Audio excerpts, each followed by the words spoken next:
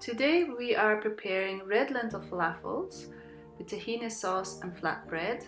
Now make your own salad to go with this and hummus. You can buy the hummus if you like. I'm not going to include how to make the hummus and salad in this video. So first you want to wash and rinse 1 cup of red lentils and soak it for a minimum of 30 minutes.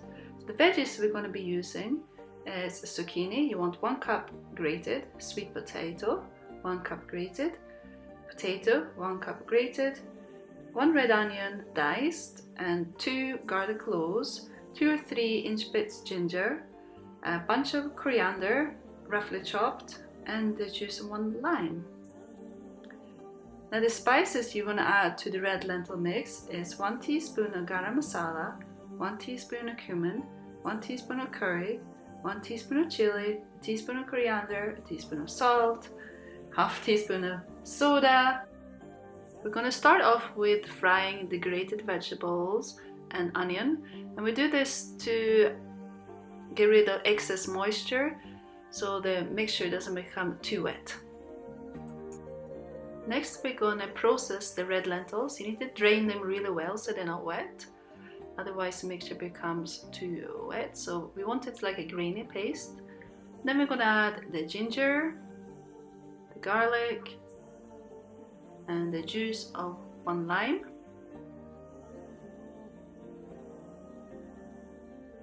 We're going to add the spices, so a teaspoon of garam masala, a teaspoon of cumin, a teaspoon of chili, a teaspoon of coriander, and a teaspoon of salt,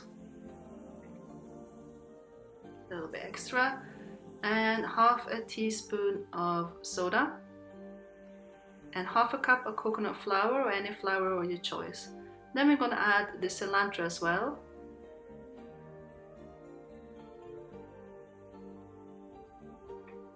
And we're going to blend that all together to a nice mixture. This might take a few times, so that's how it should look. Nice. So we're going to tip it out into a bowl.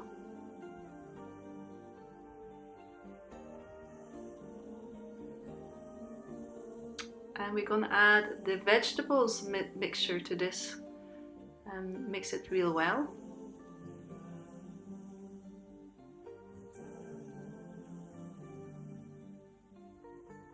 There we go. So now we're going to shape our falafels. So I put a little bit of oil on my hands so the mixture doesn't stick to my hands. And then you can make any shapes you want. I'm just going to make small patties. Be good if you can make the patties all the same size and then they cook at the same time. So I'm going to put half a cup of coconut oil in the frying pan. There's quite a lot of oil, but I like them quite juicy. But you can even oven bake them if you like them drier. So I just test with 1 little one. So the oil should bubble like that, then you know it's hot enough. Then I just add as many as I can in here. And we're going to fry them about 5 minutes on each side. Next we're going to prepare the flatbreads. So you need 1 cup of flour to make 3 flatbreads. And we're going to add a little bit of salt and give it a stir. And then we're going to add about half a cup of warm water. You just add a little bit at a time so it becomes too wet or whatever. So it should be a nice elastic dough. So you're going to have to use your hands and knead it. So I knead it for a few minutes. So then I have divided the dough into 3. And I'm going to roll them out. So they need to be pretty thin.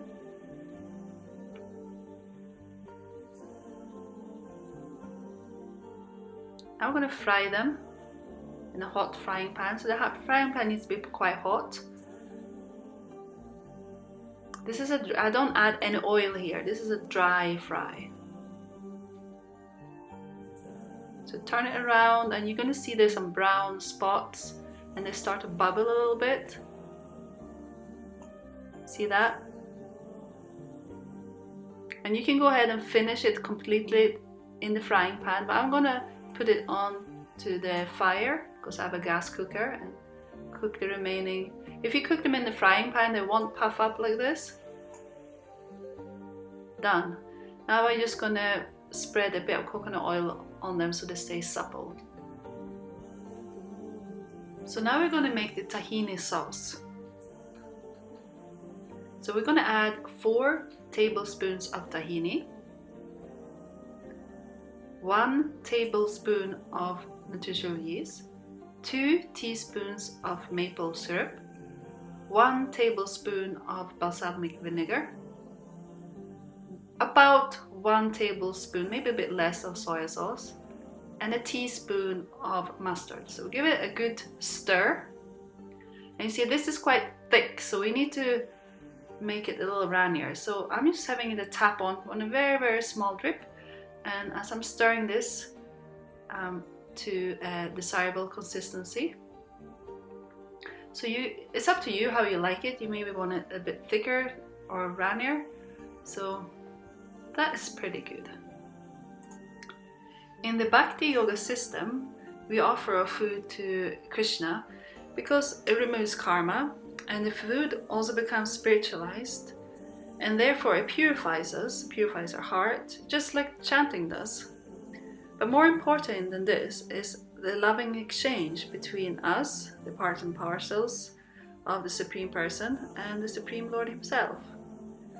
The goal of yoga is to re-establish our dormant loving relationship with Shri Krishna, and offerings like these are a nice way to express our affection. Because Krishna doesn't need anything from us, He doesn't want anything from us. He just likes and accepts the loving exchange. It is said that if you take 1 step towards Krishna, He takes hundreds towards you. He's so eager to have this loving relationship. And you can offer Krishna anything food-wise except meat, fish and egg. He doesn't like those things. These things are not accepted eatables for Shri Krishna or any human being.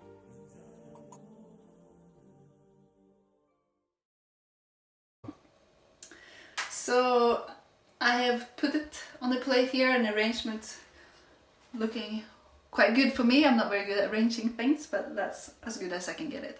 So we'll come to the final step. We're going to now offer this to the Supreme Lord, Shri Krishna. So in my kitchen I have a picture of Krishna here that I always offer the food that I make to Krishna. So I'm going to ask him to kindly accept it.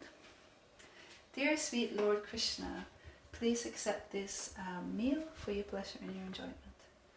Hare Krishna, Krishna Krishna, Hare Hare, Hare Rama, Rama Rama, Hare Hare.